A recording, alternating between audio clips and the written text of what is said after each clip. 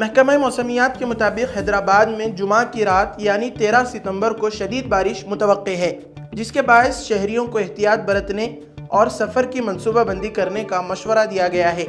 ہمایت ساگر اور عثمان ساگر کے دروازے کھولنے کے بعد موسیٰ ندی میں طغیانی آ گئی، جس سے موسیٰ رام باغ پل بند کر دیا گیا اور ٹریفک کو گول ناکا پل کی طرف موڑا جا رہا ہے۔ جمعرات کو ہونے والی شدید بارش کے بعد نکاسی آب نہ ہونے کی وجہ سے پانی نشیبی علاقوں میں جمع ہو گیا، جس کے نتیجے میں بہادر پورہ، پرانا پل اور جیا گڑا کے کئی راستے بند کر دیے گئے۔ جی ایچ ایم سی حدود میں سب سے زیادہ 115 ملی میٹر بارش حیات نگر میں ریکارڈ کی گئی۔ دوسری جانب تلنگانہ کے مختلف اضلاع جیسے کریم نگر، ملگو، میدک اور نرمل میں بھی شدید بارشیں ہوئیں اور 13 ستمبر کو مزید درمیانی سے شدید بارش، جبکہ 16 ستمبر تک وقفے سے بارش کی پیشگوئی کی گئی ہے۔